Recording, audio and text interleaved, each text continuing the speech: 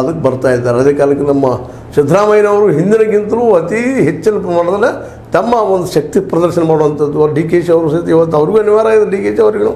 D K she ಮತ್ತು ಸಿದ್ದರಾಮಯ್ಯನವರಿಗೂ ಈ ಸಲ ತಮ್ಮ ಶಕ್ತಿಯನ್ನು ತೋರಿಸಿ ಕಾಂಗ್ರೆಸ್ನಲ್ಲಿ ತಮ್ಮ ವ್ಯಕ್ತಿತ್ವ ನೋಡ್ಕೋಬೇಕು ಅನ್ನೋಂಥದ್ದು ಒಂದು ಕಡೆ. ಡಿ ಕೆ ಶಿವಕುಮಾರ್ ಅವರಿಗೆ ಯಾವುದಾದ್ರೂ ಶತಾಯ ಮಾಡಿ ಈ ಮುಂದಿನ ಮುಖ್ಯಮಂತ್ರಿ ತಾಮಪ್ಪವನ್ನು ತೋರಿಸ್ಕೊಡ್ಬೇಕಾಗಿದೆ. ಹೀಗಾಗಿ ಅವರು ತಮ್ಮ ಶಕ್ತಿ ನಡೆಸ್ತಾ ಇದ್ದಾರೆ.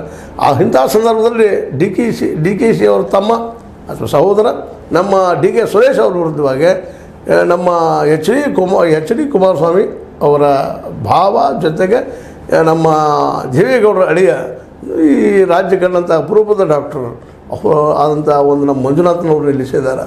ಇದು ಸಹಿತ ಈ ಇಂದು ಡಿ ಕೆ ಸುರೇಶ್ ಅವರಿಗೆ ಮತ್ತು ಡಿ ಕೆ ಶಿ ಅವರಿಗೆ ಒಂದು ರೀತಿ ಆತಂಕ ಉಂಟು ಮಾಡಿದ್ದಾರೆ ಬೆಂಗಳೂರು ಗ್ರಾಮಾಂತರದಲ್ಲ.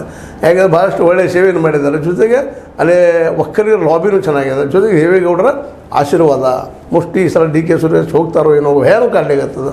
ಒಂದು ವೇಳೆ ಡಿ ಕೆ ಸುರೇಶ್ ಅವರು ಸೋತ್ರೆ ಅದ್ರ ಬ್ಯಾಡ್ ಇಂಪ್ರೆಷನ್, ಕೆಟ್ಟ ಒಂದು ಅಭಿಪ್ರಾಯ ಪಕ್ಷದಲ್ಲಿ ಆಗೋದು ಡಿ ಕೆ ಶಿ ಅವ್ರ ಬದಲಾಗಿ ಅನ್ನೋದು ಗೊತ್ತದ. ಹೀಗಾಗಿ ಒಟ್ಟಾರೆಯಾಗಿ ಇಡೀ ಚಿತ್ರ ಗೊಂದಲ ಆಗ್ಯದ. ಇಬ್ಬರು ಒಂದು ಹೋರಾಟಕ್ಕೆ ಬಂದು ನಿಂತಿದ್ದಾರೆ ಇವತ್ತು. ಯಾಕಂದರೆ ಕರ್ನಾಟಕದಲ್ಲೇ ಇಲ್ಲಿವರೆಗೆ ನೋಡಿದ್ದು ನಿಮಗೆ ಗೊತ್ತದ. ವಿಶೇಷವಾಗಿ ಒಂದು ಲೋಕಸಭಾ ಚುನಾವಣೆಯಲ್ಲೇ ಕೇಂದ್ರದಲ್ಲಿ ಯಾವ್ದು ಆಡಳಿತ ಇರ್ತದೋ ಮತ್ತು ಸ್ಟೇಟ್ದಲ್ಲಿ ಯಾವ ಆಡಳಿತ ಇರ್ತದೋ ಅವೆರಡೂ ವಿರುದ್ಧ ಇರ್ತದೆ ನೋಡ್ಕೊಂಡು ಬಂದಂಥ ಸಂಪ್ರದಾಯದ. ಕೇಂದ್ರದಲ್ಲಿ ಕಾಂಗ್ರೆಸ್ ಇದ್ದರೆ ಇಲ್ಲಿ ಬಿ ಜೆ ಪಿ ಇರ್ತದೆ, ಇಲ್ಲಿ ಬಿ ಜೆ ಪಿ ಇದ್ದರೆ ಅಲ್ಲಿ ಕಾಂಗ್ರೆಸ್ ಇರ್ತದೆ, ಇಲ್ಲಿ ಕಾಂಗ್ರೆಸ್ ಇದ್ದರೆ ಅಲ್ಲಿ ಬಿ ಜೆ ಪಿ ಇರ್ತದೆ. ಈ ಸಲನೂ ಏನು ಹಂಗೆ ಆಗ್ತದೆ ಇನ್ನು ಅಂತೇಳಿ ಒಟ್ಟಿನಲ್ಲೇ ಎಲ್ಲ ಗೊಂದಲಗಳ ಮಧ್ಯದಲ್ಲೇ ಈ ತಿಕ್ಕಾಟ ನಡೆದ್ರೊಳಗೆ ಇಂಥ ಒಂದು ಏರಾಟ ನಡೆದ್ರೊಳಗೆ ಇದ್ರಾಗ ಯಾರು ಗೆಲ್ತಾರೋ ಯಾರು ಸೋಲ್ತಾರೋ ಒಟ್ಟು ಗೊಂದಲದ. ಬಟ್ ಇವತ್ತು ಶಾ ಅವ್ರ ತಮ್ಮ ಒಂದು ಭಿನ್ನ ಮತದ ಒಂದು ರಾಜಕಾರಣಕ್ಕೆ ಶಮನ ಕೊಡಿಸೋಕೆ ಬಂದಿದ್ದಾರೆ. ಅದೇ ಕಾಲಕ್ಕೆ ಸಿದ್ದರಾಮಯ್ಯನವರು ಇದನ್ನು ಸರಿಯಾಗಿ ಉಪಯೋಗ ಮಾಡಿಕೊಂಡು ತಾವು ಈ ಸಲ ಒಳ್ಳೆಯ ಒಂದು ಏನಪ್ಪ ಅಂದ್ರೆ ಹೆಚ್ಚಿನ ಪ್ರಮಾಣದ MP ಗಳನ್ನ ಆಯ್ಕೆ ಮಾಡ್ಕೋಬೇಕು ಅಂತ ಪ್ರಯತ್ನ ನಡೆಸಿದ್ದಾರೆ. ಅದು ಈ ಸಲ ಸಾಧ್ಯತೆಗಳು ಹೆಚ್ಚಾಗ್ತಾ ಇದ್ದಾವೆ.